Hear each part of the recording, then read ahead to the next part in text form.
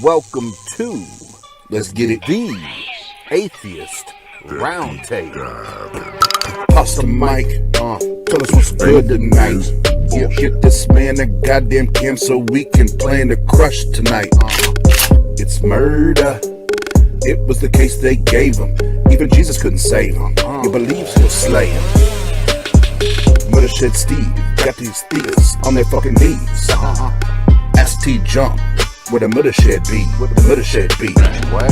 Chop it up. Why you asking all these questions? What are you suggesting? Why am I second guessing? Then GSEB surgically removing these hypotheses. Yeah, and get out the way. Get out the way. This kid don't play. If you got a God, I'd call him. If you got a book, I'd hide him. Just Jeff. Push it so hard they'll punch you in the chest. So the best bet, invest in a bulletproof vest. Ozzy, kamikaze. Run the track back and attack what we lack. Stand back, I unpack the counter attack. And the comeback, the sad sack. They should've never said that. And faith is bullshit as a matter of fact. Which faith is bullshit. Man, we're going down and deep down. Which faith is bullshit. Hey, somebody mute Oz.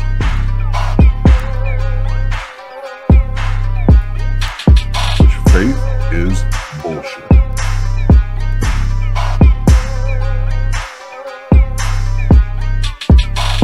Which faith is bullshit. What's up, everybody? Welcome to the Atheist Roundtable. I am Oz, and this is Just Jeff. What's up, man? You might be muted. Did you mute me? Is this some sort of sick joke? Mute Jeff has moved along. It's now Mute Jeff. Oh, great. How was your holiday, man? Decent. I tried to stay home and not go out as much as possible, but you do want to see some family. So, absolutely. Did you get everything you asked for? No, of course not. Okay, well, that sucks. I just want something simple like an eradication of COVID or a new car, something like that. Simple. Well, just pray harder, bro. Pray harder. It's not in God's plan. Faith of a mustard seed, man. Because it's only gonna be like that big. So we have some exciting shows coming up here, Jeff. Want to tell us about a couple of them? Yeah. So of course tonight, right now is December 26th, so we have our show right now. Tomorrow, December 27th, we have the Atheist Pastor versus Doc Darkin's review in the Ozone. Also, on the 28th, that's going to be us reviewing. I'm going to be there with Oz, the Math Pig Slavery Debate review. That one I'm looking forward to. December 28th, that's also on Monday, our normal routine call-in show, 9:15 p.m. to 11:15 p.m. Then next week, we have the 29th, which is Tuesday, which TART live show with Shane, Atheist. That's 9 p.m. The 30th, we have T-Jump versus Batman debate. And there's somebody I hate more than anybody else. It's that damn Batman. Although, I don't know if you were in the room the other day when I was going at it with him. It was quite hilarious. Anyway, and then after that, on the 30th, we also have a live debate night. Yeah. Atheist versus Christian. I don't know anybody named Atheist, but okay. That's Eddie and Mike B's back. Oh, nice. This is going to be epic, unfortunately, for one of the two. January 2nd, TART live debate. Does God exist? Maybe. Yep, and that's Randolph and Zach. How far you want me to go? You want to keep going? Yep, you're good. You can stop there, and then the last two that I'll plug on there. And there's tons of other things on there, but we have we have a 6-panel discussion on who was Jesus coming up on the 23rd, and I'll come back to the 23rd here in a minute. But we also have Dave Warnock coming on the 17th, and that's a show that I'm really looking forward to because I really respect and admire Dave and his. For those who don't know, he was diagnosed with Lou Gehrig's disease, and just his outlook on life and the tour he's doing. Dying out loud. I do. He's an inspiration for anyone. Doesn't matter what you believe or don't believe. He's a great guy. So I'm really looking forward to that. And on the 23rd, after that 6-member panel discussion, there's a certain fight that's going down that night. Jeff, Who could it be? who the fuck is this? Now, who the fuck is that guy? So, I don't have. I have some bourbon here, but I don't have any proper 12 because it was out of stock. I was about to say proper 12 will be had that night. Yes, absolutely. I have to get some more. Absolutely. So the reason we're bringing that up, the notorious Conor McGregor fights on the 23rd, and I so little care about who he's fighting that I can't remember who he's fighting. As soon as you say that, It doesn't matter. But we're gonna have that fight, and we're opening up the stream to anybody that wants to be a part of it. So the easiest way to make this simple for us to make sure you're included is to just email me, austin@tart.live, and let me know that you want to be a part of that. It's not going to be a live stream because it'll get taken down, but we're going to have a private stream. Anybody and everybody's welcome to be a part of it. Just let us know, and we'll hook you up with the invite and make sure you're involved. So, Jeff, we have 2 great guests tonight that I'm really looking forward to the 2 of them talking and having this dialogue, because Dr. Josh, for me anyway, I've never really got to hear kind of his story on what caused him to walk away from faith and religion and that kind of thing. So we're going to transition there and bring those gentlemen on screen here. And Jeff, we'll see you here in a little bit. Hey, see you later.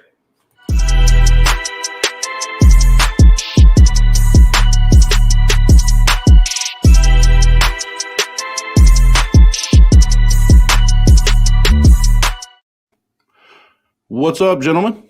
Hey. Excuse me, sir. Excuse me, sir. That picture made me look way cooler than I actually am.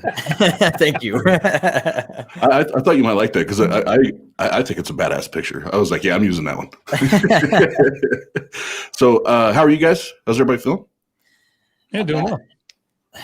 Good. What you pouring there, Seamus? Well, traditionally, when I talk biblical stuff, I like to have some sort of alcoholic beverage. This is me too. Me too. The Vikings Vikinjarnes Mjord. What is it exactly? Mead. Okay. Yeah, honey wine, basically. Okay. Very good. Well, guys, before we get into discussion, I want to make sure we give you guys the proper intros that you deserve. So, Dr. Josh, I'll start off with you. First of all, tell us where everyone can find you. What do you have going on here in the near future? Sure. So, Joshua Bowen, we're over at Digital Hammurabi. So, Digital Hammurabi, Hammurabi. That's our YouTube channel. We have digitalhammurabi.com. It's a channel that my wife and I run. We do ancient Near Eastern stuff, Hebrew Bible stuff. We just published our slavery book on audiobook. It's apparently come out on a couple of the sites or forums. It's not out on Audible yet, but it should be hopefully in the next week. So yeah, that's sort of what's going on with us.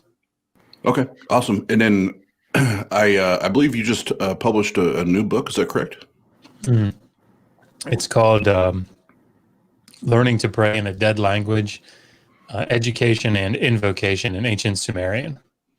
So awesome. It's all about, it's based on my dissertation, but it's all about how people in the early 2nd millennium BCE, how did kids learn at school? What did they do at school?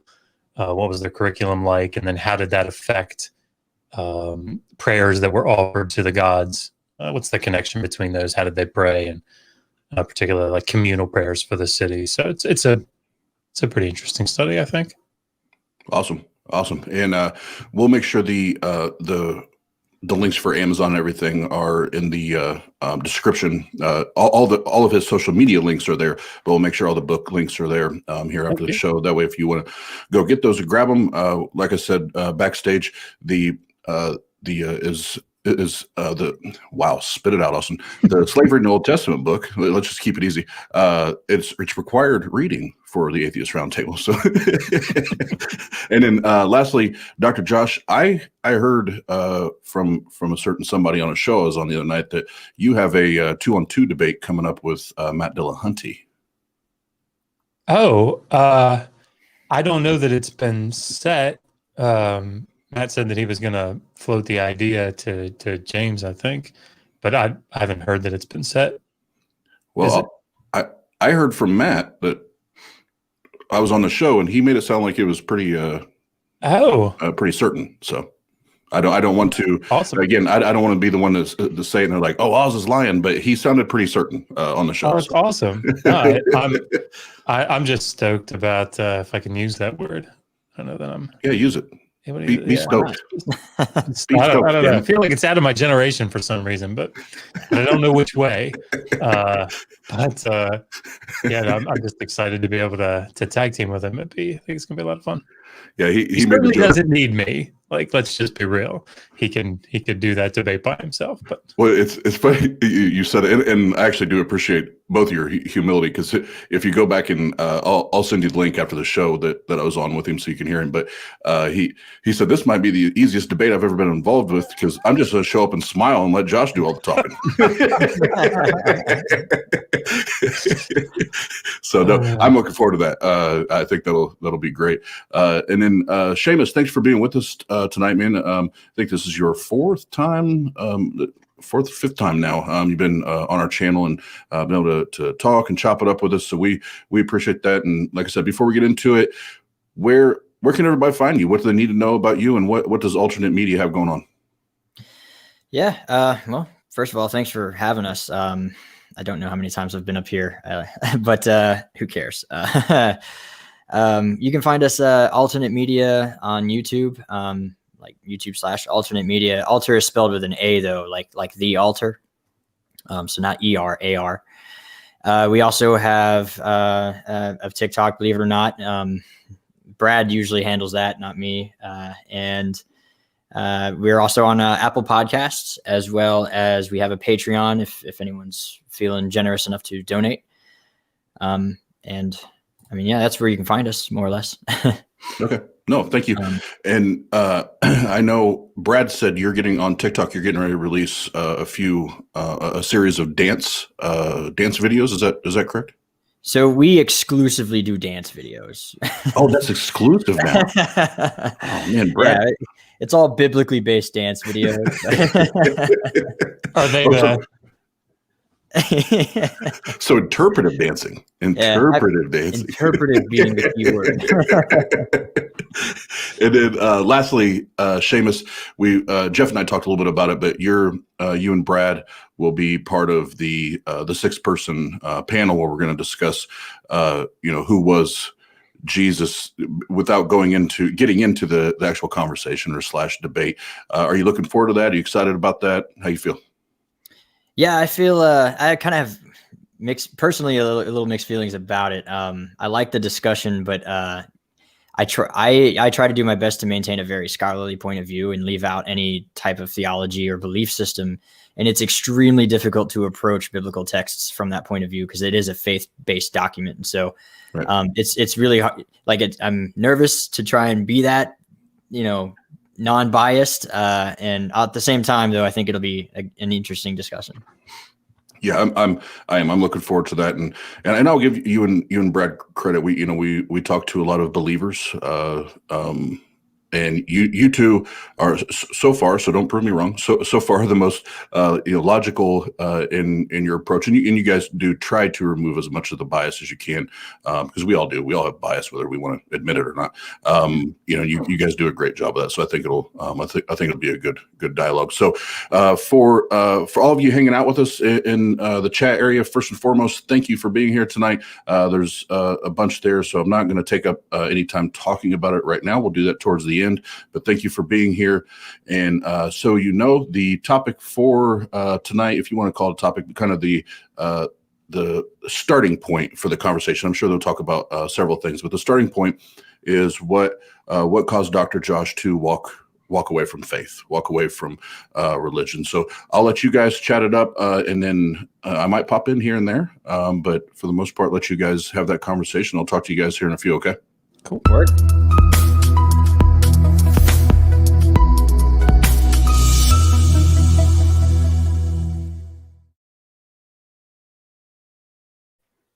Man, the production value has gone up since last time I was down here. Makes me feel bad. Man, alternate media needs to catch up.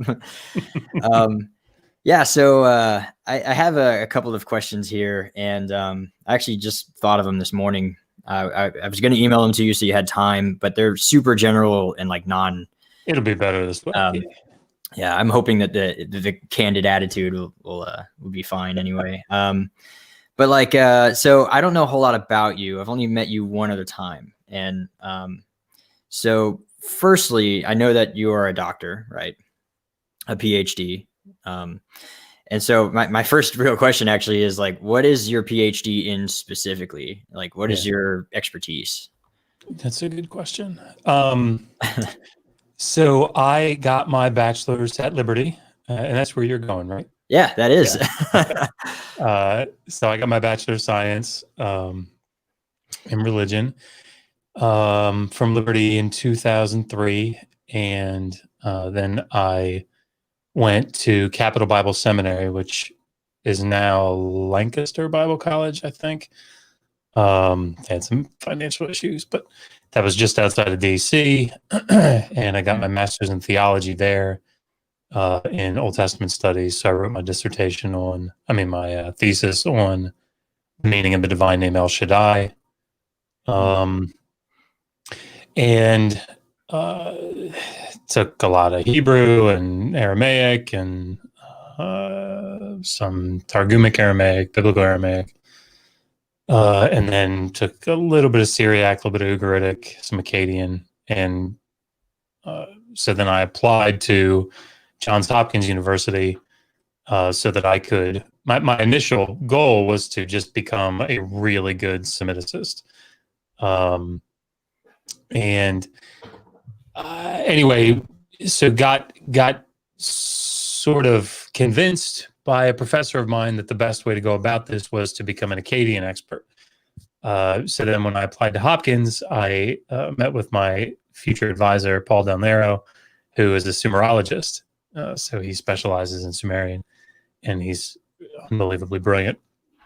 And he said, you know what? Everybody's doing Akkadian. Everybody's doing Akkadian. You should do Sumerian with me. And I said, oh, okay. So ended up becoming a Sumerologist. So I read Sumerian. Of course, I read Akkadian. And then so that's called Assyriology. So ancient Assyria. So languages and cultures in the ancient Near East. So in particular, Mesopotamia. But then I minored, because of my background, I minored in Hebrew Bible. So studied with Ted Lewis and Colin Carter up at Hopkins. And so I wrote my dissertation on a Sumerian topic, but I tested, did my comprehensive exams in Akkadian, Sumerian, Mesopotamian history, and Hebrew. So that's a really boring overview of my life. So first of all, you are basically everything that I'm trying to be, which is awesome. Because I don't know if you can show the audience, but everything behind me is written in either Hebrew or Aramaic. And there's actually more below. I have the entire Midrash and the Or HaChaim down there. So I was wondering, because I figured I did before this. We were emailing back and forth. I did not realize that you had a religious background and that you had gone through a deconversion. So that this was all kind of news to me. And I was like, that's actually really interesting as someone who's trying to be a historian one day. And you actually are a historian. I thought it was interesting to have the two different conclusions there. So By the way, I'm really sorry. I feel like this is sort of shaken out in such a way that you're now like carrying the load of running this, and I'm sorry about No, that. no. I feel like I don't mind it at all. I'll try to take some of it over if you know if you want me to. But no, thank you. You're doing great. Sorry, I didn't mean it that way. No. I just don't want you to feel pressure to like. I'm gonna be quiet now. No, I don't mind at all, man. This is just a discussion as far as I'm concerned. Yeah. If this were a debate, I would be poorly unprepared. Me too. So. But yeah. So okay. So I didn't realize you'd gone to Liberty though. That's really interesting. Mm-hmm.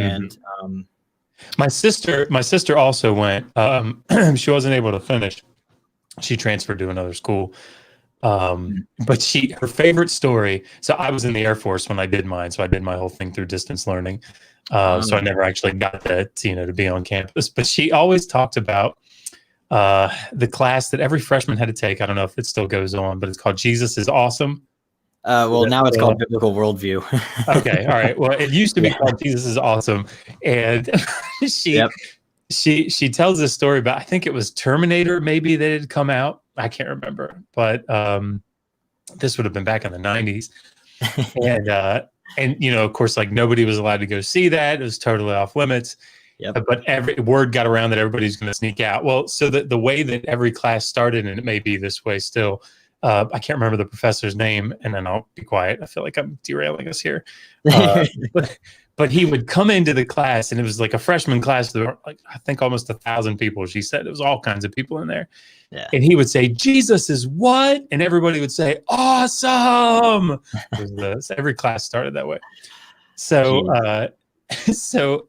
everybody snuck out to go watch this movie. There's this big IMAX theater. The lights went down, and one of the RAs walked down to the front and turned around and said, "Jesus is what?" And the whole place went, "Awesome." And she said, "I'm an RA at Liberty University, and I'm going to turn all of you in." Cleared. So anyway, just a fun story that she likes to tell. Yeah. Anyway. I went residentially to Liberty, and so yeah, it's it is like that though sometimes.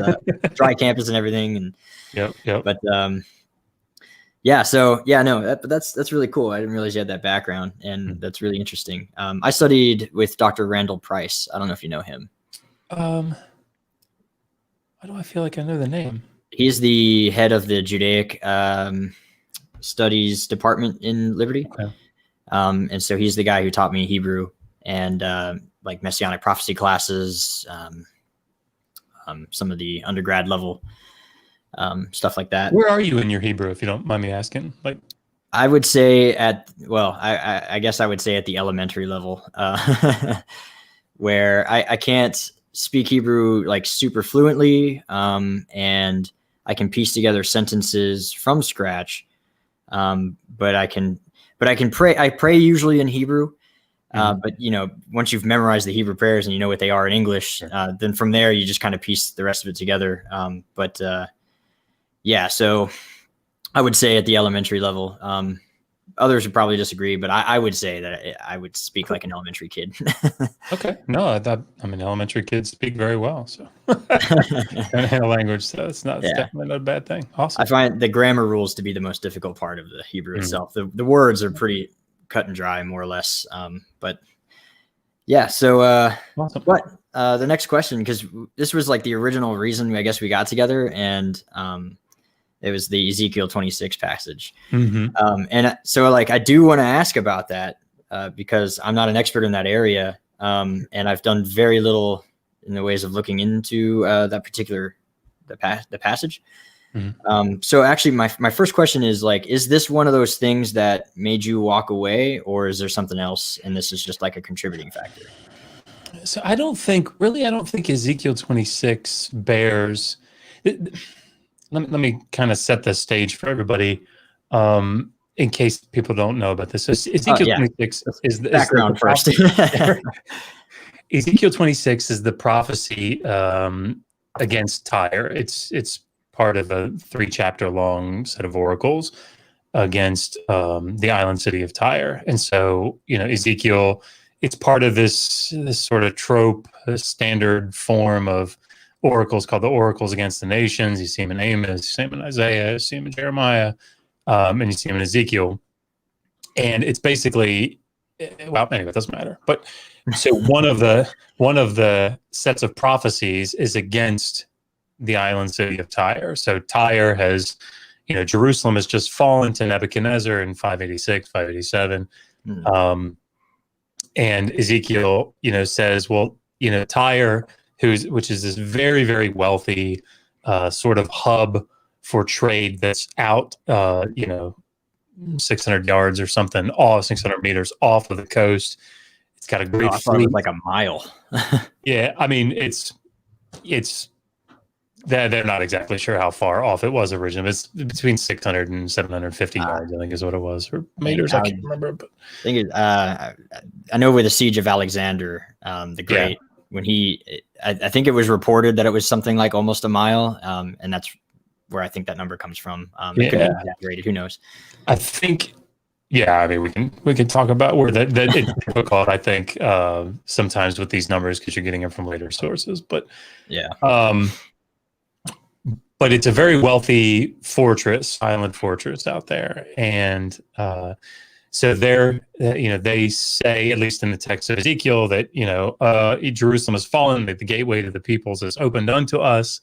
So they're like rejoicing in some way against Jerusalem falling, and so Ezekiel says, "All right, Tyre, your time has come," and he relates his prophecy, and it's a beautiful piece of literature. It's structured very well, as the rest of the book is, and it talks about how Nebuchadnezzar is going to come and is going to lay the island city bare, literally. So Tsor, Tyre, means rock, and it was originally built on two rocks, and they were pieced together, but it's built on a rock. And so he, uses the imagery of scraping it bare, like a bare rock. The only thing that it's going to be good for is for spreading fishing nets out to dry. He's just going to utterly destroy it. So we know from Ezekiel, I think we have pretty good, from a critical standpoint, I still think we have pretty good historical evidence in Ezekiel that we can use, and we have some historical evidence later from Josephus and against Dagon, who talks about this 13-year siege that Nebuchadnezzar laid to Tyre. And this is sort of in standard practice. At least 3 Neo-Assyrian kings did this before Nebuchadnezzar. And at any rate, can go into more detail. But the point is that Ezekiel said in Ezekiel 26, it's going to be completely destroyed. And we know reasonably well from history that it didn't happen. And one of the things that sort of leads us even further down that path is in Ezekiel 29.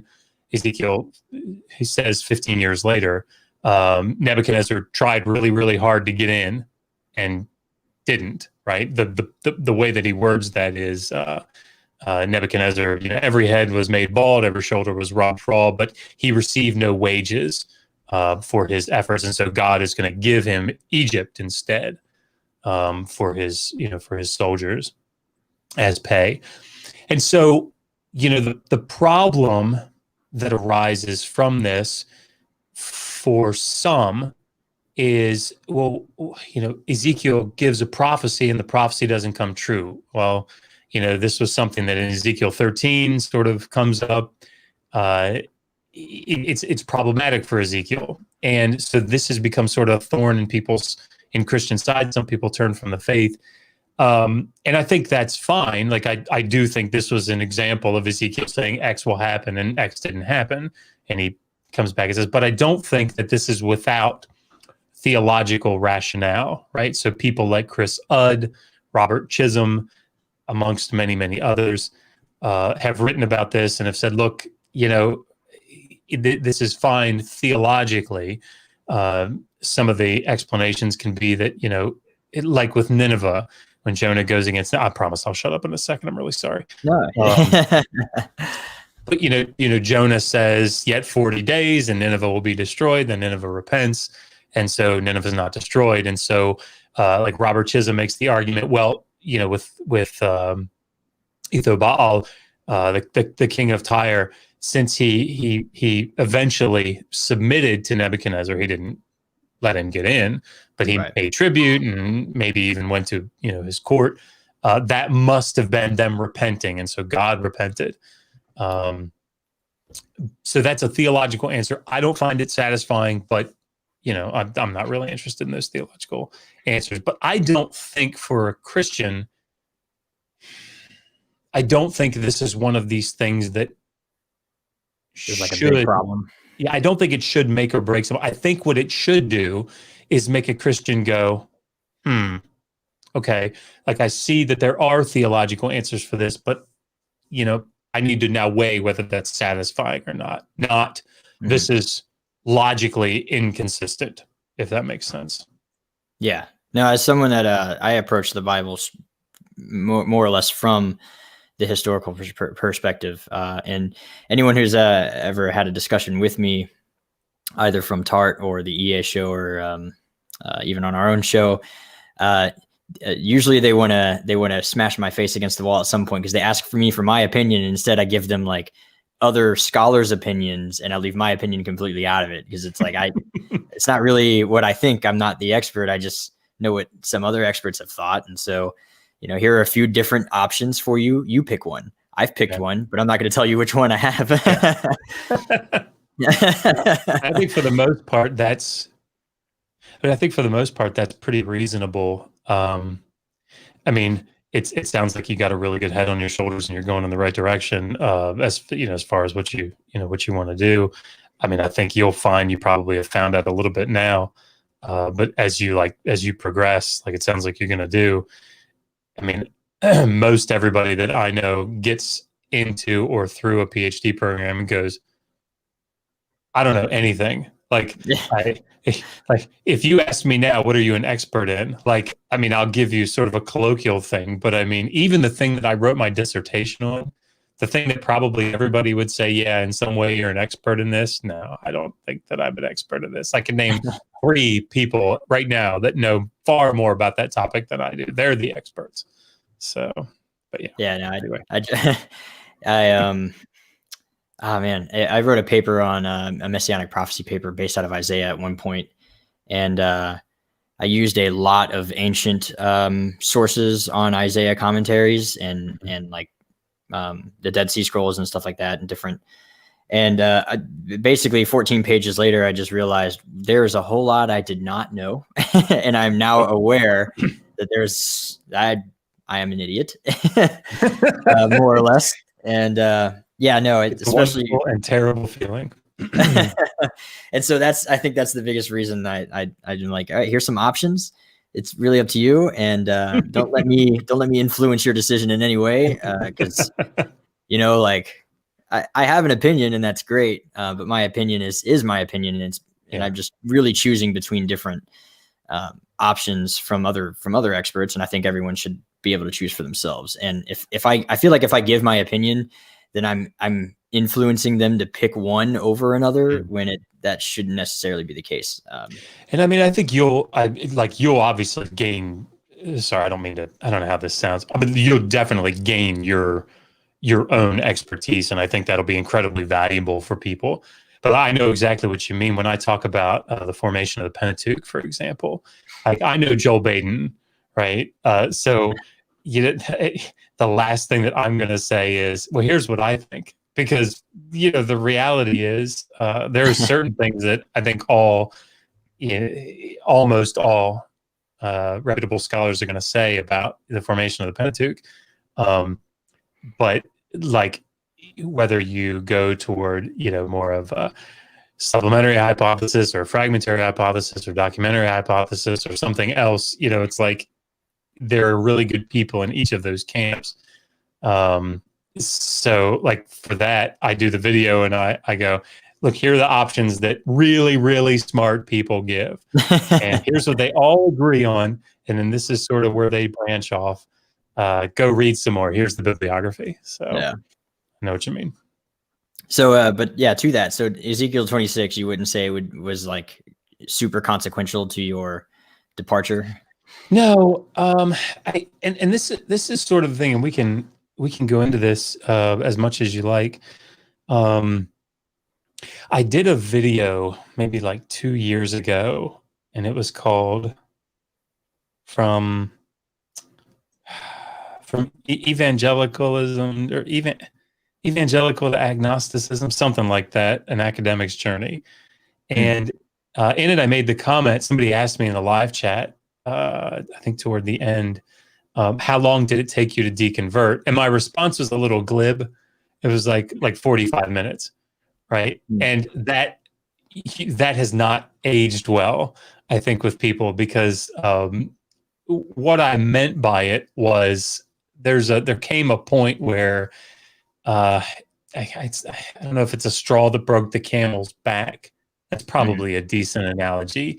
It wasn't like, oh my God, my faith is amazing, amazing, amazing. And then I sit down in one class at Zero Pal History and go, oh, it's done. Right? That's not how it was, but that's definitely how it sounded when I said it. But I would say, like, there wasn't one thing that was like, boy, if I could just get this one proven right, if I could explain this one, then I wouldn't lose my faith. It wasn't like that. I think what it was sort of probably like people are with a globe Earth or a flat Earth.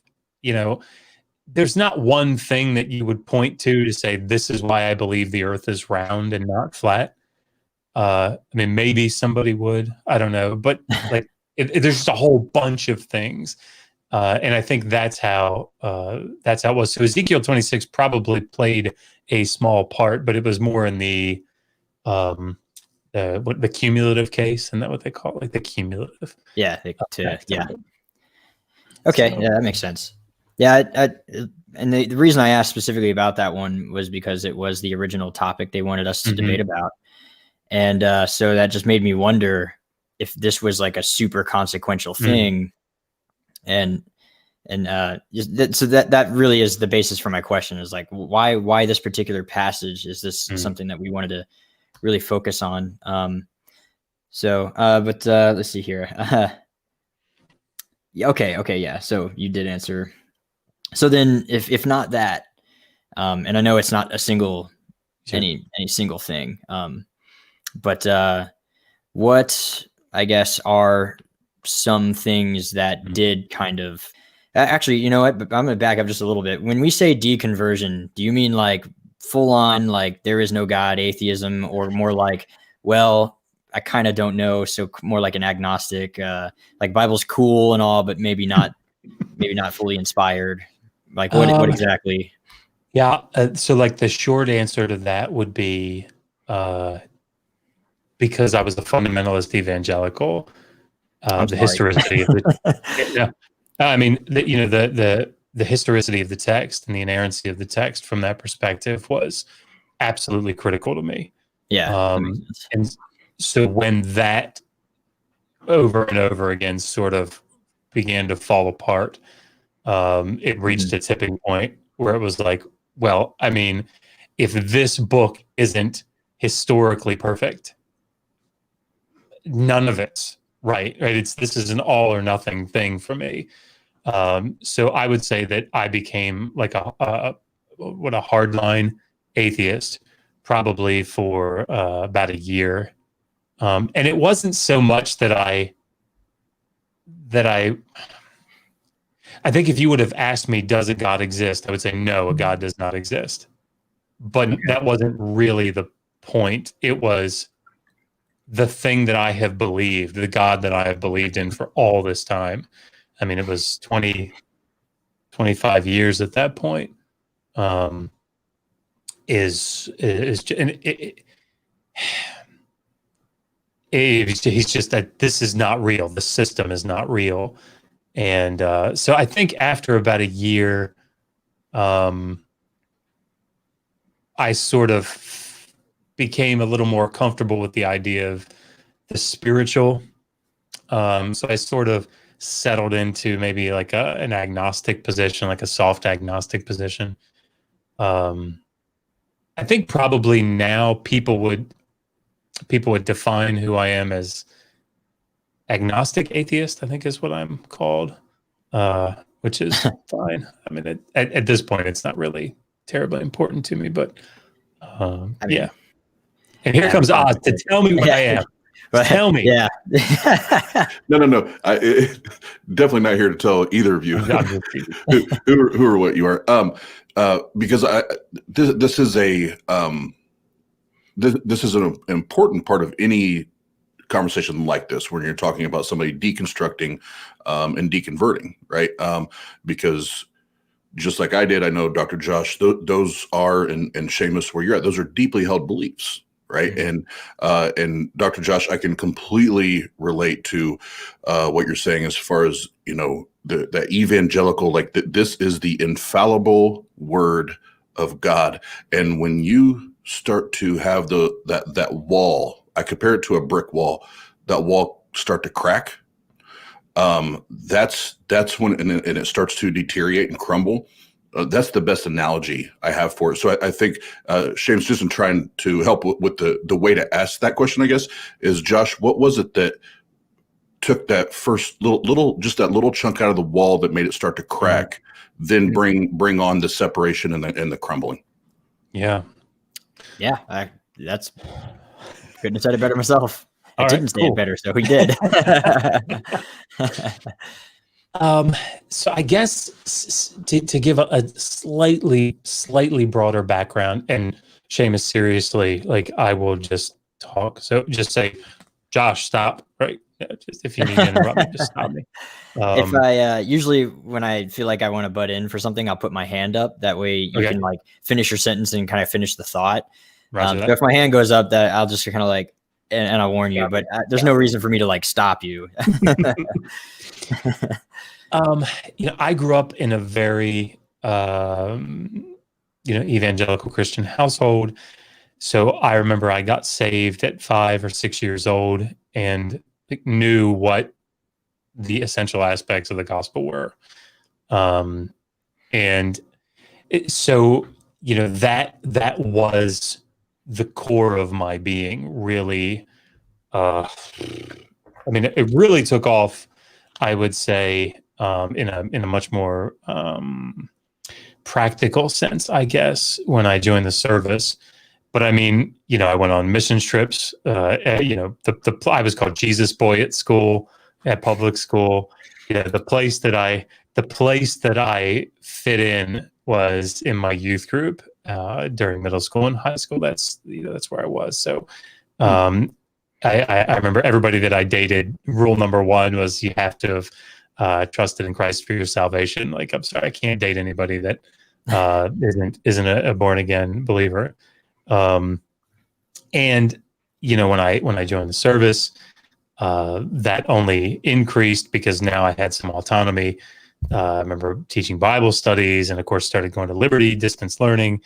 And anyway, when I sort of, I guess, fast forward, when I taught Hebrew for the last 2 years that I was in seminary, and the dean and I had a conversation when I got accepted at Hopkins. It was my last class that I was teaching. We were doing Hebrew exegetical principles, I think was the class I was teaching. And I'd finished my thesis and I was getting ready to graduate. And I had this conversation as I was leaving the building. And he said, congratulations on getting into Hopkins. It's really awesome. Are you worried at all, though? Because, Johns Hopkins is a very liberal school. And I remember holding up my Biblia Hebraica Stuttgartensia, that big BHS, Hebrew Bible, and going, I'm going into the lion's den. I'm going to win souls for Christ, right? I mean, that's who I was. At that point, I was 6 years into pastoring a church out in Virginia. I was an associate pastor out there. So, I mean, this was my life. And when I got to Hopkins, some of the first things that you do as an Assyriologist is you start taking Akkadian with great regularity, right? So you're reading, for people that don't know what Akkadian or Sumerian are, this is the languages that things were written in, in ancient Mesopotamia, and we have them as early as the late 4th millennium BCE, and we still have them, and they're written on things like this. This is just a replica that my friend made for me, but this clay tablet, so it's cuneiform. Yeah.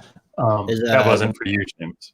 Like the round one, the famous one, cuneiform. Cylinder steel. I mean the seal. Yeah. The cylinder, the Cyrus cylinder. Is that the one you're talking about, or the Nabonidus? So. Yes, the famous one. There are a lot. This is well, anyway, sorry. But so the interesting thing about it, or maybe for me, what was the difficult thing, was that the Hebrew Bible is very late, relatively speaking, right? So here I am reading the flood story, for example, from the early second millennium BCE, and it is the flood story from which the Hebrew Bible takes its flood story, right? And it's in Akkadian, the story of Atrahasis, and it has a precursor in Sumerian, and so that type of exposure, reading about people wrestling with issues that Job is wrestling with, things that I thought this is the Hebrew Bible is groundbreaking in this. Like it's, this is they're the first. No, they're not. They're pretty late, and they're doing things with it, right? I think Genesis 1 is doing something with what it's utilizing, but nonetheless, it's utilizing a tradition, as the rest of the primeval history is doing. But looking at that and going, God, like this isn't it's not new. the first. It's not new. Yeah, I see. Yeah. And so that was problematic for me, because my exposure to that sort of thing was restricted. I don't know if it was restricted intentionally, but it was restricted during seminary, and it was sort of parceled out a little bit at a time with really good rationale, to package it. Like, well, here we have but this is why, and here we have, but this is why. So it didn't have this sort of full force on me. Mm-hmm. So at the same time, I'm taking, there's a 3-year history cycle that everybody has to take at Hopkins. And you do the history of Syro-Palestine, then you do the history of Mesopotamia, and then you do the history of Egypt, a year each. And I started with Syro-Palestine, and it was just like the one thing that stands out to me was the Philistines, right? That was the thing that always, I don't have a great memory for those sorts of things, but that was the one thing that stood out. And I think actually that was the tipping point for me. I had to write a paper on the Philistines, and it was just reading through Ann Killebreau's stuff, reading about the archaeology of Mycenaean, 3C, 1B, or whatever the hell it is, pottery style, seeing that the Sea Peoples, this is when the Philistines came in, and it's like, I'm taking archaeology courses, I'm taking history courses, I'm reading all this literary stuff, and it was just like, it wasn't that it proved any of it wrong. I don't think it's ever been a case where it proved it wrong. It was what is, I can't deny what makes the most sense to me anymore. Mm-hmm.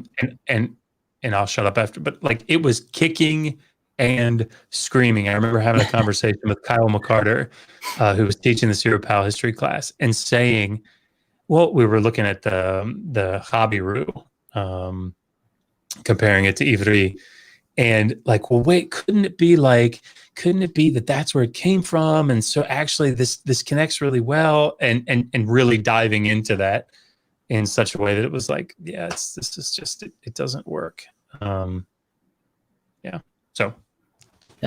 No, that's really, so I'm aware of some of those things, but not as deeply. My particular area that I kind of focus on is actually pre-first century and first century. I kind of focus in the first 100 years before the year 0 or 1 or whatever, and like 200 or 300 years after, and really up until about like the Second Council of Nicaea, or Constantinople, whatever you want to call it, in 381. That's kind of where I stopped things. So the really early first church history and Hebrew culture, history of Israel, is kind of where I am. And so a lot of the other issues that come up with Old Testament documents, I'm not super familiar with all of it. Obviously when you study history, you become aware of a lot of things like that. But I tend to primarily focus in the early first century. And so, and I'm still, just undergrad level stuff here. So it's great. I mean, I'm super excited for you and a little bit jealous, because I mean that's one of the places that it's one of the places that, like, I translated probably most of the New Testament during seminary. But the seminary that I went to was a fundamentalist seminary, right? Fundamentalist evangelical seminary. So they're huge on the languages. But sorry. Did you? Because the New Testament. So were you translating from like a Textus Receptus or a Byzantine Koine? We almost always did it from Nestle 27. So the critical text. But it was mostly to just get at the language and the content. But we always did textual criticism, always used the apparatus. And of course, my school was a majority text school, right? So it was like, where's that little M? And if there's that little Gothic M, I think it's Gothic, whatever that is, it's like, well, that's the right one. I mean, it's not necessarily the right one, but it is. Sorry. No. I asked because I know there's certain translations use different source texts. And I believe the Textus Receptus is actually like one of the latest compilations of New Testament texts, since it's not even Koine Greek, I believe. I think I think oh man, I'm forgetting his name now. Jerome. No, writer of the Latin Vulgate. No. Anyway, I'll embarrass myself. I can't remember it much longer. And I know we're taking questions in like 3 minutes, so I just have like one more quick question then. So the Bible then, or rather the compilation of books that are within the text of the Bible. So do you view these as more like historical? And I use the word myth, not in like it's completely made up and entirely fictitious. Myth as in like these are truths that are conveyed in such a way that may or may not have happened, and it doesn't matter whether or not it happened. Like myth, like the Greek myth sense, like it's possible that it happened, but it's slightly exaggerated in order to teach a lesson. Yeah. Like how as a historical document do you view these books? I mean, it's a difficult question because I think each has its own answer. So I think that it's a mistake when I'll say just sort of blanket, like atheists or skeptics or whatever, say there's nothing historical about the Hebrew Bible, for example. That's silly. And I always forget his name. He did a great lecture, David. Damn it. Anyway, but he did at the Oriental Institute. He did a lecture about a year ago, maybe. But did a lecture on archaeological data from the formation of ancient Israel, and he said, sort of as a rule of thumb, and it was a really good way that he said it that I won't be able to relate. But essentially, the further back you go, chronologically in the biblical text, the less reliable it is. I think that's a pretty good rule of thumb, right? So, so looking at, for example, things in Kings. I think that, First and Second Kings actually has like pretty good stuff in it. Chronicles is obviously rewriting that in such a way that it's problematic, and I think Samuel has obviously problems as well. But it doesn't mean that you can't turn to the prophets and utilize them in such a way that you can gain historical data from them, if that makes sense. So like multiple attestation, for example, like if one historian says one thing and Isaiah confirms it, then we know that Isaiah's and this, like, the event's probably true, as are both historical documents recording the same thing around the same time, like just as an example. Yeah, and I mean, it doesn't necessarily mean that it occurred in the way that they said it, but it may be. So, like, when I sort of hedge my bet a little on the length of the siege in Ezekiel, and I say 13 years, it's, because Josephus says 13, and Ezekiel says that he's writing 15 years later. Yeah, I was according to his dating scheme. So it's like, I mean, but that could work, right? Because Ezekiel could be writing 15 years later and saying 2 years ago the siege ended, and like it doesn't look like this is happening. So it's, I would say roughly 13 to 15 is fine, right? Like, I don't have a problem with that at all. Mm-hmm. And there are obviously other things that factor into that, but but when you go to Genesis 1, for example, Genesis 1 is a text that is a mythological text that's doing something, right? And the same is true, but in a different way, 2 through 11, right? That the whole primeval history is doing something specific, and it's not really, in my opinion, and I think in most scholars' opinions in the field, it's not really a question of, was there a Tower of Babel, where languages were confused and everybody was split. That's not really the issue.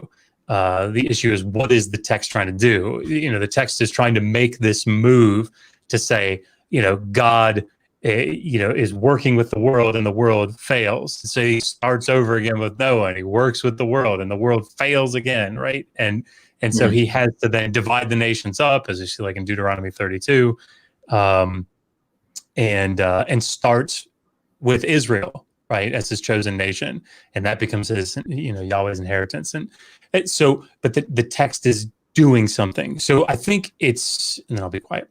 But I think it's problematic when I talk to fundamentalist evangelicals, I have a very different approach with them than I do with somebody like my wife, who's an Anglican, right? Like, we can talk about the flood. She's an Assyriologist too, but we're going to talk about it from a literary, standpoint, and what's the text doing. With a fundamentalist evangelical who believes that there was a flood, be it localized or worldwide, that's an event that actually took place when everything was killed. Well, then you talk to them from inside that narrative. You have to work from inside that narrative. Okay. Anyway, I don't know if I answered your question. No, but.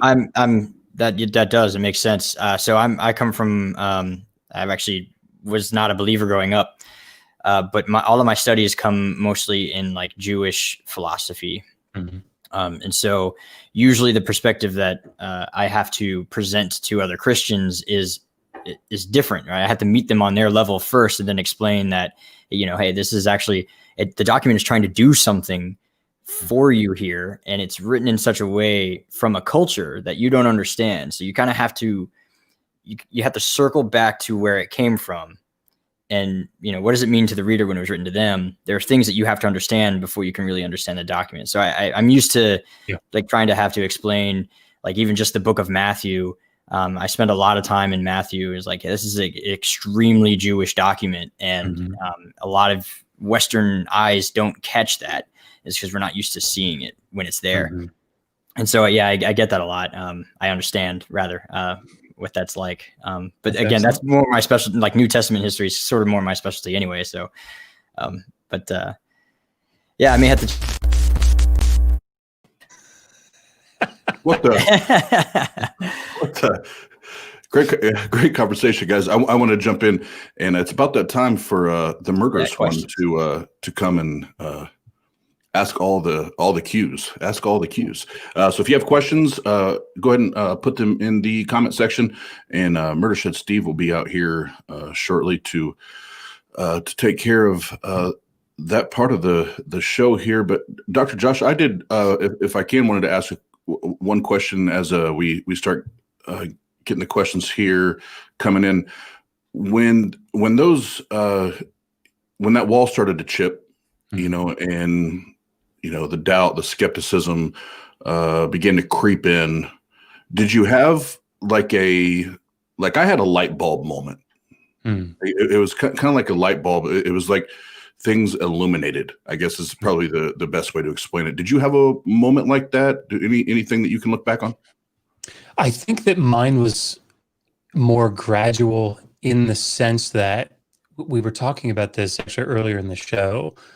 And, Seamus, you were talking about how you were having to like come at the text in a way that you're trying to be unbiased and leave the theological, like the theological answers that sort of lay them aside for the purposes of what you were doing. And that was one of the things that was really pronounced to me, is coming back. So when I became an atheist, at the end of that year, I went on an archaeological dig to Syria, which was an amazing experience. But it was like that Sumerian, Akkadian archaeology, that all became my focus because it's a PhD program. So thinking about the Bible and stuff, it was just in the background. It was gone. Like I wasn't even thinking about the Bible anymore. But when I did come back to it, it was very interesting that I was looking at it without any of those theological answers anymore. It was, what do they call them? The rose-colored glasses. They're not rose-colored, but like, in other words, when somebody says to me Genesis 1, had somebody said to me Genesis 1 and Genesis 2 are two different stories, I'd have been like, nope, yeah, got that answer. Like I know what they're doing. But when you take that off and you're evaluating the text independent of that because it's worn off, or it's a very light bulby thing. Mm-hmm. Yeah, if that makes sense. I agree, actually, but I approach obviously the text from a more Jewish perspective. So the accepted answer is more or less that Genesis was passed down as an oral tradition for a very, very long time, and so the fragmented. You mentioned it once that it's basically two different stories eventually converged into a single book at a certain point, and for us that really doesn't pose an issue. But yeah, no, it's totally agree. Yeah, I always like to hear that that part of the deconstruction, because it is typically people you talk to, it is I guess analogy or metaphor I use is it's a crock pot. Rarely is it a microwave, where you just stick it in and it's done. It's usually a crock pot where it's a slow process. Everything's, it's kind of a slow meltdown, or like I said, that's why I like that wall analogy, because it's kind of just a crumbling, that wall just starts to crumble as you continue to chisel away. And it's amazing that everybody's story is very, very different, but then very similar when it comes to that part of the process. So the reason that it was problematic for me to make that statement in that video about like 45 minutes is, how long it took, is because it gave ammunition to most evangelical Christians to say, oh, well, you were never really saved then. Yeah. Yeah. No, those are my favorite. That's still one of the most frustrating ones to hear as a former believer. Is like, well, then you're never really a Christian. You were never really a believer. You were never really saved. You were never. Yeah. It was like, well, I'm glad you got it all figured out. Yeah, I came, from basically an atheist background, more or less, but I think it was on this show I said it last time. I was joking, obviously, in jest, but I still say it a lot.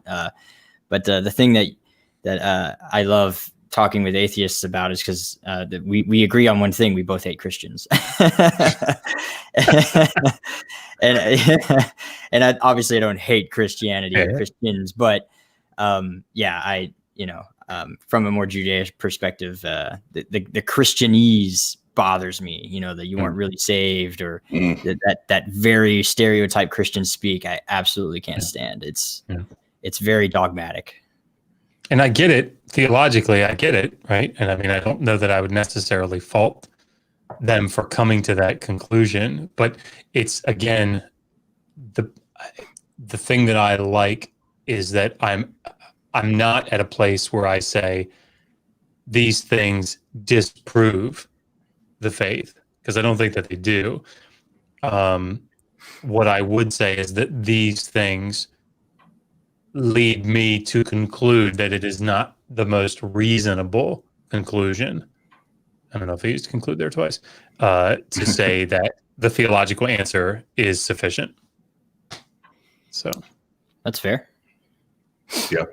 It's, there's some of those, and I'm sure there's things as atheists that we say that just completely get under the skin of believers of any cloth or fashion. You know, I'm sure we're guilty of the very same thing. Like I said, whether it's the biases or having our little, I'll just tell you, one is, as an atheist that gets on my nerves, and I'm not even a believer, is the Sky Daddy thing. I'm like, what? That's so juvenile. That's so elementary. Like, why even do that? You know, there's things like that. It's like, let's at least have a mature conversation. We don't have to. we don't have to. The spaghetti monster. Yeah, at least call it that. At least make it because if we're going to talk about microwaves and crock pots, let's keep it food, guys. Let's keep it about food and have fun with it. But Dr. Josh and Seamus, I now have a very serious a question for both of you. Seamus, just yes or no to this for you and Josh. Seamus, have you ever seen the inside of a murder shed? No. Dr. Josh? I don't know. Okay. Well, welcome.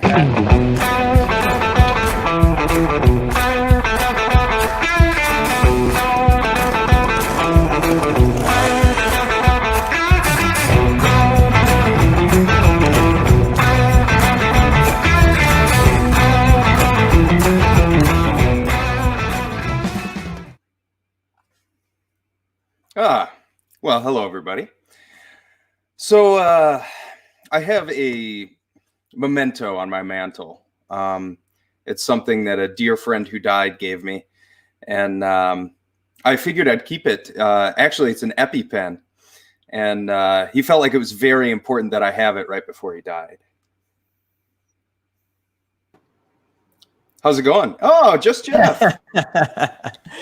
You made it to the circus. I carry an EpiPen. If I hand it to you, there's something I need from you. Oh, what's that? Not to keep it. Oh, what do you just use it? Pass it back to you? Well, yes, in a certain He's way. going to use it on himself. Oh, thanks. Just Jeff, I don't like the games you play. Nobody does really. I have a question. What happened here?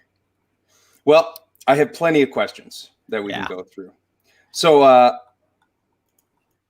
where's Oz? Did he just disappear?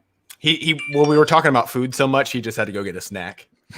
Well, I got to say, Oz, as long as you're back there, I wanted to address this comment from Mrs. Oz that Oz just likes food. And I just found a new food back there in the Atheist Green Room. Have you seen that yet? Bagel burgers with cream cheese. Oh, you got me a cream cheese. I'm saying, right here, man. Give it a shot. They're fantastic. I eat cubes of cream cheese just by themselves, so I'm in. Fantastic. All right. Well, I suppose we should get right into the Q&A before Jeff starts talking. Question for both. Since there seems to be some names of God and the Spirit with feminine and masculine pronouns, would the Trinity be considered a pantheon? Josh, you first. I mean, so again, I think this is a theological question. It is. More than anything. So how to address that? The Trinity is in essence, no pun intended. That was really bad. Anything goes in the Murdershed. Just relax. Okay. You're good. You have one essence in three persons, right? And so that's not something that is logically supposed to be comprehended. I know that there are people that will try to make that argument. That's fine. I haven't heard any of the latest arguments for the Trinity, but trying to, I think, parse out the different persons and then to make an argument for a pantheon, be they feminine or masculine, I'd have to know specifically what they're talking about with the pronouns. Because I'm not coming up on feminine pronouns for God, but yeah, I mean, I think that's a theological question, how it is that the three persons all have the essence. They don't share it. They all possess it 100%, but it's not divided. Is a theological faith-based issue. That probably wasn't any good as an answer, was it? That's fine. Actually, so this is one of the few theological things that I kind of have a weird answer for. First of all, the pronouns, feminine and masculine, Hebrew is a language that contains, a feminine pronoun, a feminine and masculine language, just like Spanish does. And it doesn't always necessarily mean that it is both feminine and masculine, but we'll go ahead and accept the premise because God is spirit and not man. So he can therefore possess both and it not be an issue. However, I'm going to be forward with everybody. I am not a Trinitarian believer. So that's my bias. And with that being said, I do believe that the Trinitarian viewpoint is from pagan origins, coming from its history. And it is essentially a pantheonic style of worship that Christians have adopted and have tried to justify using the Greek church fathers that later came about after Judaism completely left the faith, or at least Jewish leadership left the faith. And so the answer would be, yes, it's pantheonic, but it still doesn't mean that it's a problem just because there are feminine and masculine pronouns. But I don't think it also proves the Trinity either. But again, my bias is I'm not Trinitarian, so I believe that there's one God, and that Jesus is the Son of God. That doesn't make him God or a demigod or something like that. So I kind of have a follow-up question for my own clarity on that. And I lost it. Iron Charioteer, and as Jeff would point out, this means he's invincible. He is powerful enough to defeat God with his chariots. That's rough. For Josh, what would bring you back to Christianity? Loaded question.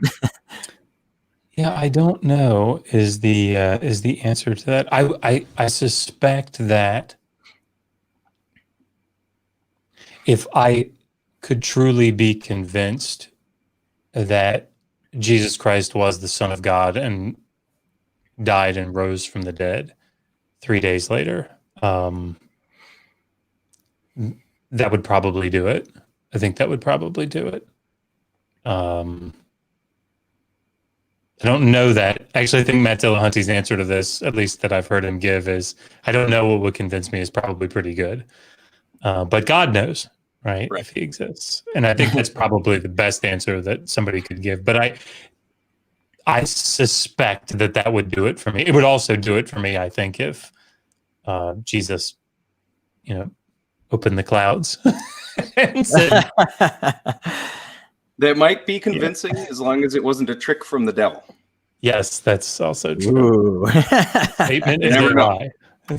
So, Seamus, I kind of remembered my question from before. I was wondering why Christianity would adopt any ideas from pagan religions necessarily, and why they would write that in the Bible. In your opinion, what do you think would be the motivation for that? Sure. So using the non-disputed writings of Paul, which are only 7 of his letters, you generally cannot reconstruct the Trinity. It's something you kind of have to read into the texts. And his other letters, which are disputed, have variations of his writing style, but are generally considered to be probably not actually written by him, but maybe by somebody close to him, or even dictated and passed down or something. There are different issues, but my go-to for this answer is that if you are an emperor of a nation and there's this very popular, more or less new religion coming about, and your nation is about to divide into 4 different countries, and everyone's fighting and amongst themselves between 2 particular larger countries about belief systems, what you're going to do as an emperor is you want to go back to doing emperor stuff. And so you're going to create a compromise. And this is what the Council of Nicaea is eventually. It is just Constantine saying, listen, I'm really tired of everybody fighting amongst each other. I'm trying to keep the peace here. You two come to an agreement, figure it out. And then whatever it is, that will be law for the whole nation, and everyone will just get along, and I can go back to doing emperor things. And so I think adopting the pagan practices was just easier for the new Christian religion, because it was, you have the world's largest empire with many different cultures, nations, religions, and everything, and they're all fighting amongst each other over different systems. And so I think it is easier to just go, yeah, you can keep all your practices, just change the name from Saturnalia to Christmas or whatever. Like, it's so much easier to just change a few things here and there, and then everyone agree. And so that's why I think the pagan practices get adopted a little early because of that. So I guess I have one follow-up question, and then we'll move on to the rest of the cues. But does this shake your confidence at all in the rest of the Bible, knowing that there were compromises made or untrue beliefs included in the Bible in order to make it palatable for everybody? Oh, so I actually did not answer that one part of their question about it being written into the Bible. I don't think that it was written into the Bible. I think it is being read into the Bible.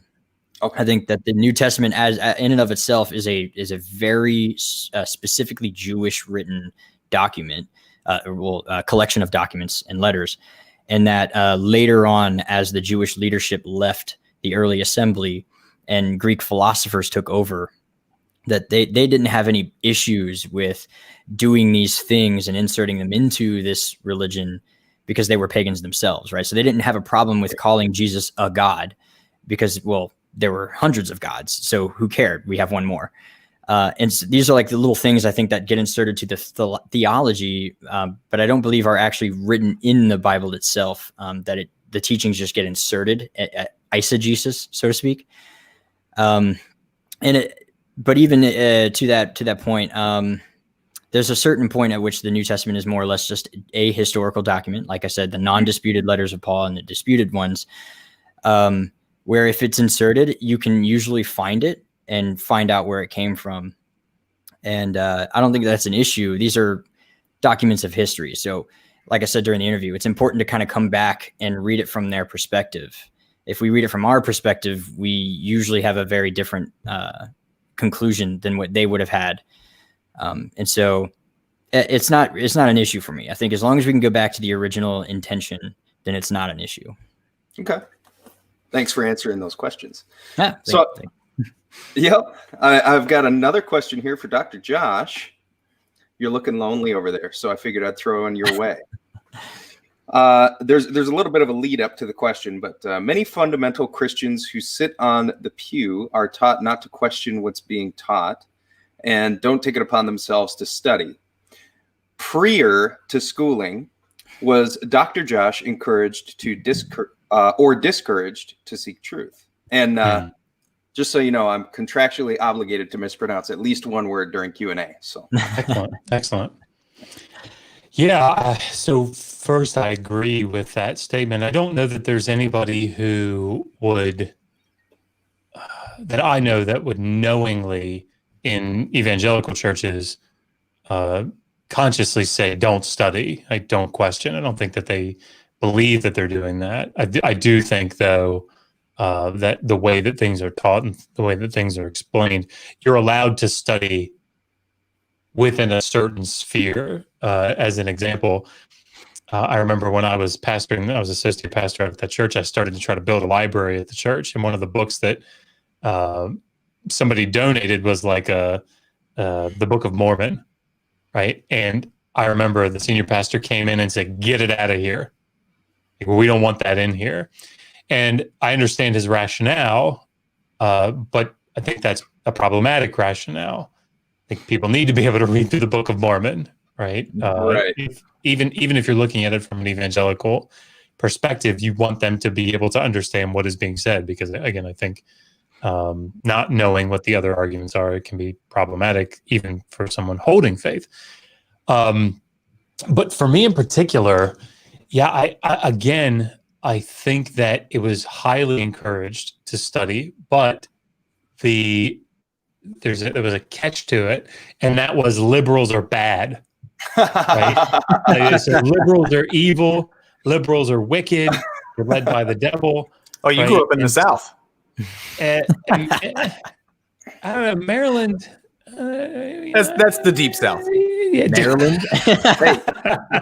As somebody who leans a little bit left myself, I do get an annual sign-up card for my.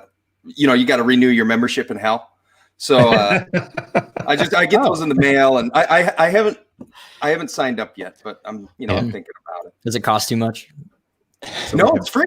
Oh, it is free. Just your soul. Yeah. Just your soul. That's all. Which I don't believe exists. So yeah, free 99. But I mean, for me, just sort of as a last thing to say about it, to kind of paint the picture, I remember that I went into a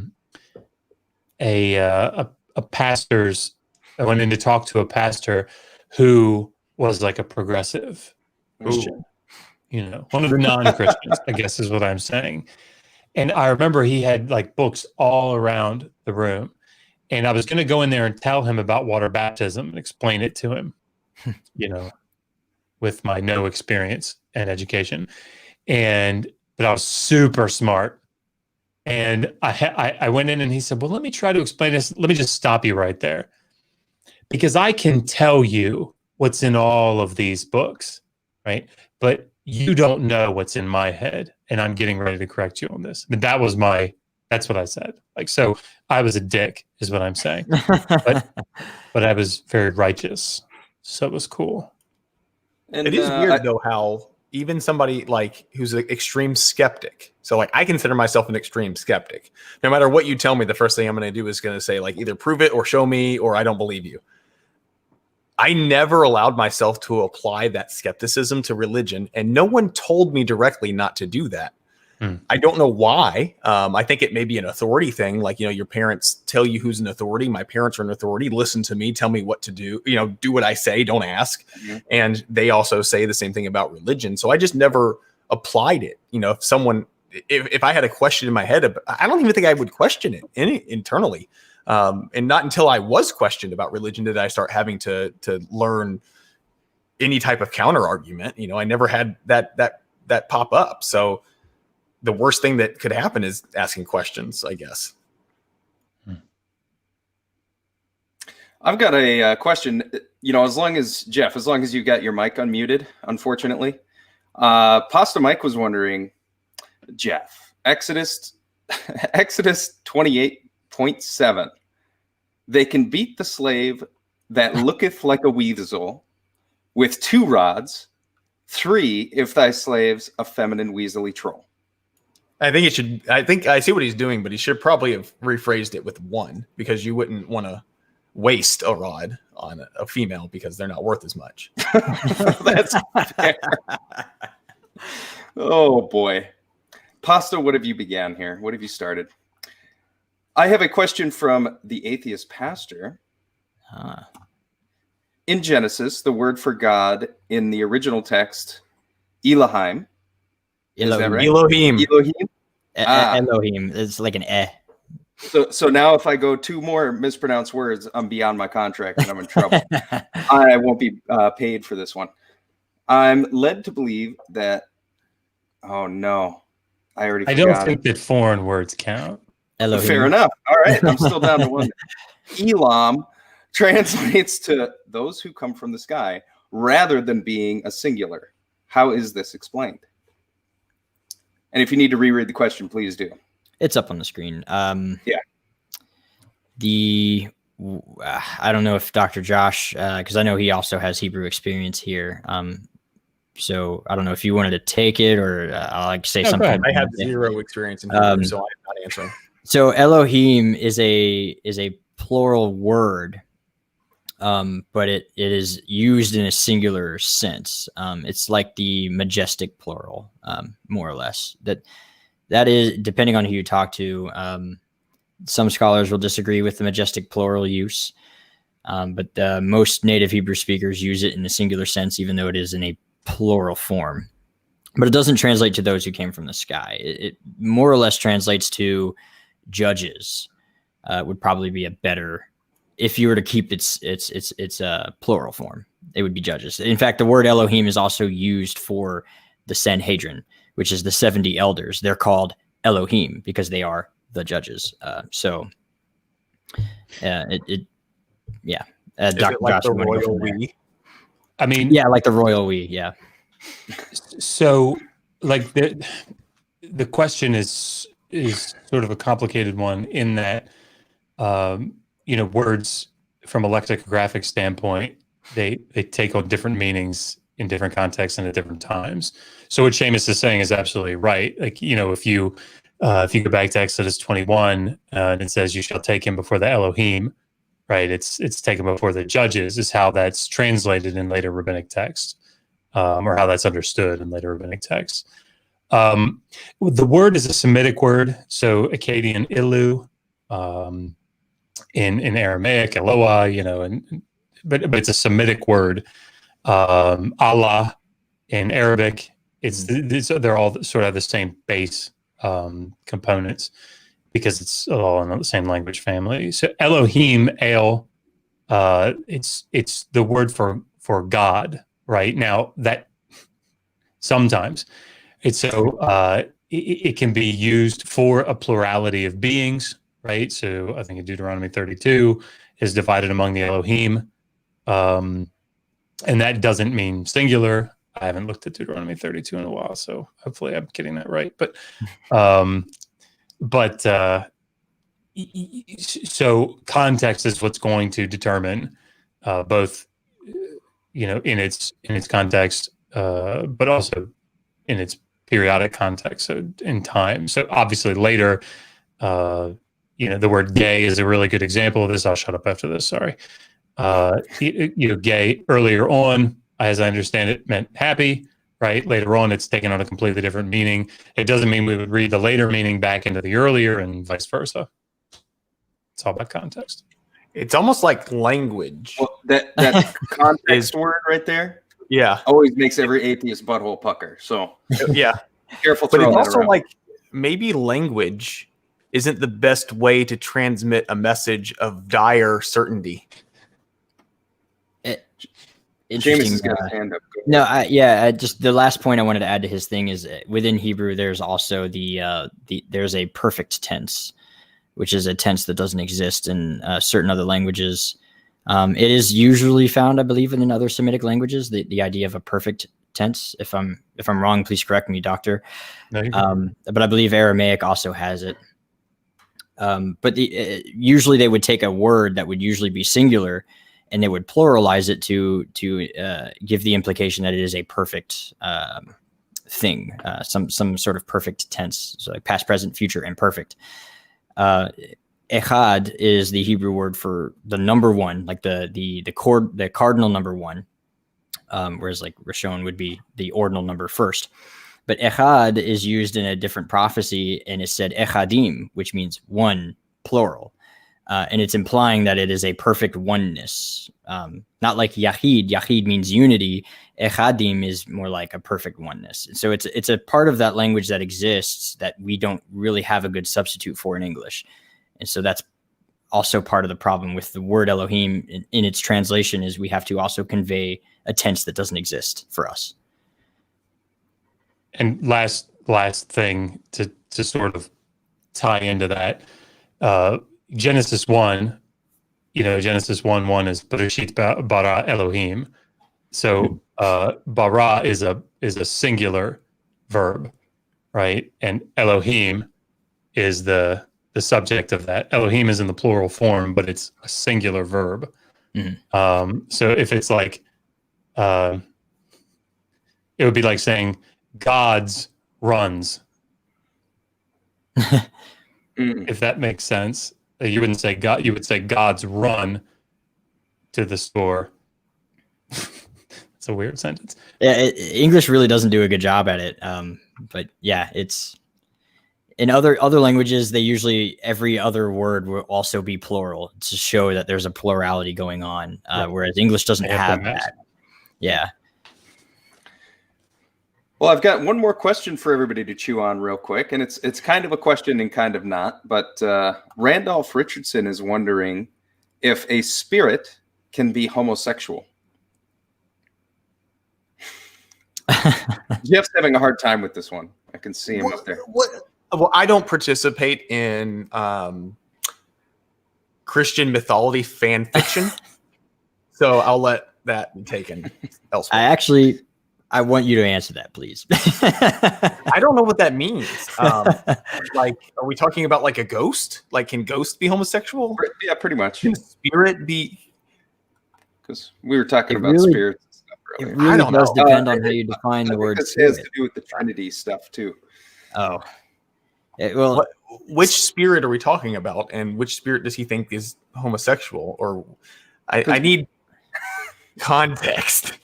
You picked a terrible question. Context, we were talking about male and female versions of the Trinity and stuff like that. So if there's no, where's this female version of the Trinity thing? I haven't heard this before. Sounds pagan. Were you not paying attention during Q&A, Jeff? I heard. Will you get him the hell out of here? Other than this conversation that we're having right now, I've not heard of this female Trinity thing. No, it was the female pronouns. Pronouns. Yeah, used in God's context. But there's a word for it. I can't remember what the word is. Basically, it's personification. We just talk about God using human form in order to help us conceptualize certain concepts, but it's used concept twice. But it's not that he has a hand. It's just that, he uses his right hand, so to speak, in order to use it's symbolic more than it is physical. And so, but to that question, how do you define spirit? In a Hebrew culture, there are two souls in every person. So which spirit also, and are we talking independent spirits like angels or demons? It's a very vague question. In general, I suppose. What do you say? Earlier, they were talking about spirits not having sex or sexual orientation, as I recall. I don't remember that part. This must have been a chat going on, like, while the discussion was happening. I'm like looking at the chat, and it's just all over the place. Yeah, I don't know. But language is fascinating. We'll put it that way. Female Trinity is Islam. He's trolling. Yeah, definitely. On that note, thanks for stopping by the Murdershed, where answers get questioned. Looking for a new and challenging opportunity? Do you have previous landscaping, mortuary, or medical experience? Are you available to work flexible hours, including nights and weekends? Are you ready to get involved in a business where you can simply make a killing? If you answered yes to these questions, then the Murdershed Steve Intern Program wants to hear from you. Registration for the 2021 season is now underway. Contact us today for an information package to get you started. Many valuable perks are available for those willing to reach out and grab them. Qualified participants must agree to have street epistemology applied to anything they say. I love that closing. Where do I sign up? Yep, we have two more in the vault that Simply Secular sent that we're going to roll out here soon. But first and foremost, Dr. Josh, Seamus, thank you. Thank you for a great conversation tonight. And for all the viewers, what you didn't know is we have a surprise, and we're getting ready to now do a live feed and go all the way through Dr. Josh's book right now. We're going to read it page by page. Yes. Dr. Just spent all that money just now buying it, and it's completely useless now. Even the author of the book, Dr. Josh, was like, "Whoa, hold on, I didn't sign up for this shit." But no, if you have it, and we joke around, but I think most of us have read it at this point. Dr. Josh did the Old Testament endorse slavery. If you haven't got it, get it. And our Jeff owns it, the Discord, but the one we all hang out in, they're doing a book club and they're reading it for January. So yeah, if you don't have it, go get it. It's a great book. And I always tell people, my ADHD brain as an author, if you can write something that I can read it front to back and actually retain it and not have to read it like 4 times, you did a good job. I am unbelievably honored. Thank you, guys. Incredibly kind. Thank you. No, thank you. And Dr. Josh, I'm just going to say, I won't speak for any other channel, but anytime you come to the Atheist Roundtable, you can speak as freely as long as you want to, and you don't have to apologize. I just want you to know that you don't have to do that. There's little chance that that's going to happen without me apologizing. So. He's so humble. Every time he was speaking, he'd get halfway through a sentence. He's like, "I'll stop after this," and I'm like, "No, keep going. No one says that." But I do. I want you to, Dr. Josh. Everyone I've spoke to the times you've been on, and I'm sure it'll happen this time too. The theists and the atheists all appreciate your knowledge, your humility, and all that. So never feel like, at least when you're on our platform, that you ever have to apologize. You're free to speak and say what you feel you need to say. So I really appreciate that. I just want to say, Seamus, phenomenal job carrying this. I mean, I think you did a great job leading the discussion. So. I didn't do anything. I asked a question and you took it from there, man. It was great. You did it. I think you did a phenomenal job with it, frankly. And I'm super excited to see where you go. I really am. Yeah, thank you. Yeah. I am, first of all, honored that we can even have a conversation. It's not often I get to talk to a published doctor one-on-one. Don't rack up too many points. I think you've racked up a lot of points here talking to me. No. It's just it's really cool. It's not often that happens, especially now that I have to finish my degree from the distance, no longer in person. So yeah. And a follow up on what Dr. Josh just said. Seamus, great job coming into it, and especially, and I apologize, I didn't know that you were unaware that he had walked away from faith and religion. So if anything, maybe that made for a better conversation. Who knows? But I apologize. I thought you were in the know on that. But that being said, you did a great job with the questioning, everything. And, I think there's a lot there now that original conversation has been had. I think there's a lot of things that we could chip away at.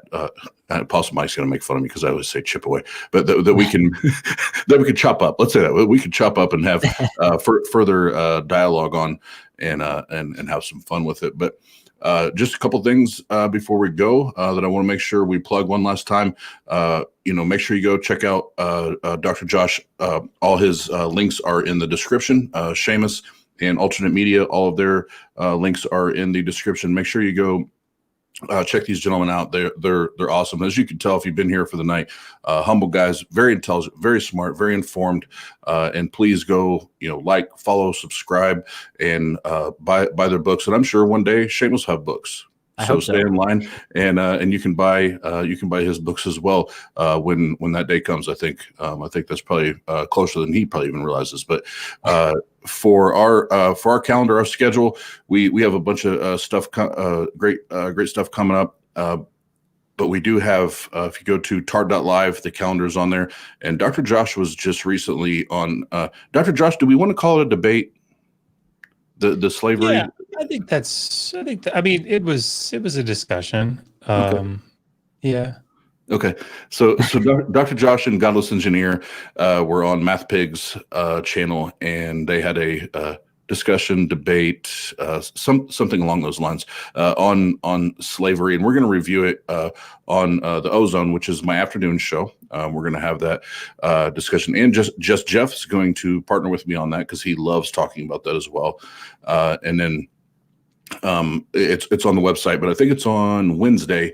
We're going to go over T-Jump and Batman's latest debate, and J Mike's going to be with me. The Jesus, Atheist Jesus, all the different titles we found him that irk Christians, but but he'll be with me there. But the last one I'll plug for the TART live show is on the 17th of January.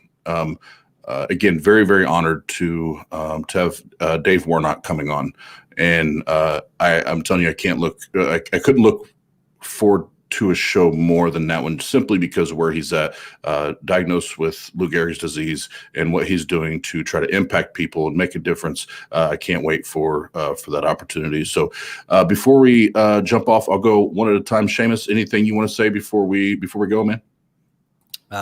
Not really. Thank you for having me. I really enjoy our conversations. I'm glad that we can keep everything like really civil and intellectual. And I really enjoy being on the show. Every time I'm on here, I've had a great experience. So thank you very much for having me on. I really appreciate it. No, thank you, man. We appreciate it. And Dr. Josh, anything from you, sir? Yeah, I'm probably going to be asking people on Twitter and I guess on our community tab on YouTube to help me get a title for this book that I'm writing, because it's essentially like I don't want to call it a handbook for atheism, but it's like major topics or passages that come up in these types of theist discussions, slavery, homosexuality, rape, Isaiah 53, Ezekiel 26, can't remember what the other chapters are, but all this stuff that comes up a lot, but I don't have a good working title that I think will be good. So be looking forward to that, be thinking about that, because it's trying to explain all these topics in a way that, like, here's what it actually says, and like, here's what Numbers 5 is doing, and with abortion or whatever. And so anyway, be thinking about that. Look forward to that to help me out. Awesome. Yep. And so look, I look forward to that. I'll look forward to helping with that. But and then the last thing on the 23rd, after our 6-panel discussion on who is Jesus, remember the Conor McGregor fight. If you want to hang out with all of us, just email me, austin@tart.live, and we'll try to make sure you're included on that. And Dr. Josh, Seamus, and the rest of the guys, I'll see you guys backstage here in a minute.